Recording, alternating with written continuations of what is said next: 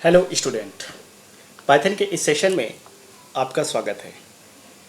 Last time हमने loop में for statements पढ़े थे, ठीक है। तो उसमें हमने, अगर मैं सिंटैक्स की बात करूँ तो for, iterating variable, in sequence and statements.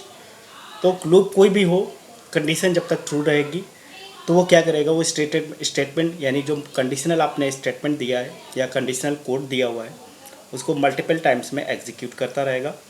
और जैसे ही आपकी कंडीशंस फॉल्स होती है देन आपका लूप टर्मिनेट हो जाएगा और लूप के आउटर स्टेटमेंट में चला जाएगा। ओके। इसके अलावा हमने इसमें रेंज फंक्शन यानी रेंज के थ्रू भी हमने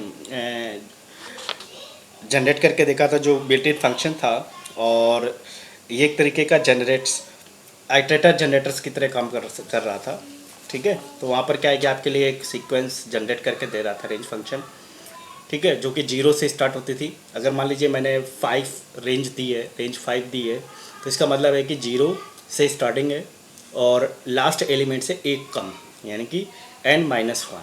तो n एलिमेंट्स हैं, तो n में n 0 से स्टार्टिंग है आपकी और n-1 एलिमेंट्स तक जाता है। इसके अलावा हमने एल्स फॉर लूप को एल्स स्टेटमेंट में भी यूज़ करके देखा था, ठीक है।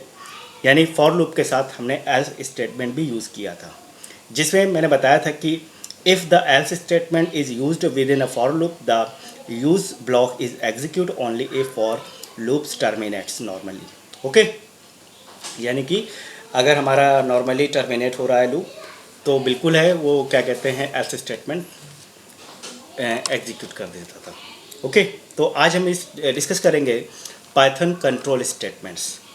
पाइथन कंट्रोल स्टेटमेंट्स में हमारे पास 3 तरह के स्टेटमेंट्स अवेलेबल होते हैं। एक ब्रेक स्टेटमेंट होता है, एक कंटिन्यू स्टेटमेंट होता है और एक पास, ठीक है। तो लूप कंट्रोल स्टेटमेंट हमारे पास 3 तरह के हैं, ब्रेक, कंटिन्यू, पास। अगर मैं प्रीवियस प्रोग्रामिंग लैंग्वेज की बात करूं, जैसे आपने पहले सी पढ़ रखा होगा, तो सी के अकॉर्डिंग अगर हम बात करें तो ऑलरेडी हमने ब्रेक और कंटिन्यू स्टेटमेंट्स वहाँ पर पढ़ा है, ठीक है। तो कुछ कॉन्सेप्ट वही है, केवल स्टेटमेंट लिखने का तरीका अलग हो गया है। तो सबसे पहले हम लेते हैं break statement. Break statement is use to permit premature termination of current loop. यानी क्या करता है कि अगर उसे किसी भी लूप में ब्रेक स्टेटमेंट मिलता है तो वो क्या करता है कि लूप को प्री मैच्योर टर्मिनेट कर देता है, ठीक है।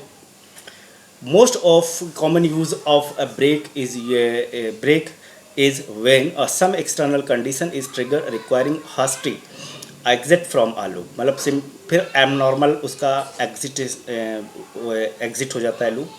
The break statement can be used in both while and for loops. यानी दोनों तरह के उसमें यूज़ होता है लूप जो हमारे पास है, वाइल और फॉर लूप।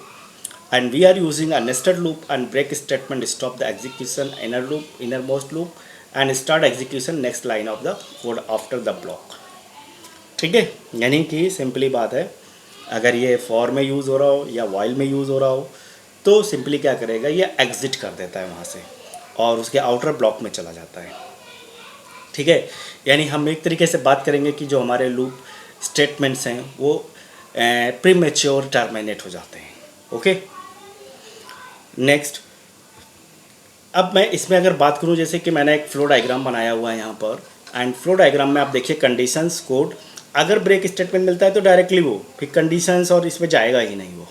अगर उसे कंडीशनल कोड मिल जाता है यहाँ पर, ठीक है, और कंडीशनल कोड से कंडीशन के अंदर मतलब कोई भी कंडीशन रही हो चाहे ट्रू या फॉल्स, कंडीशन कोड में अगर उसे कहीं पर क्या कहते हैं ब्रेक मिल जाता है तो सीधे सीधे वो बाहर आ जाता है, ठीक है। देन एग्जाम्पल की बात करें तो for letter in a Python में मैंने क्या किया, एक पाइथन स्ट्रिंग ली है, इफ़ लेटर एच, जैसे उसको एच लेटर मिलेगा देन ब्रेक, ठीक है। इसी तरीके से एक एग्जाम्पल आपके पास while equal to 10 and while is greater than 0, ठीक है, वाई, तो print the current variable value.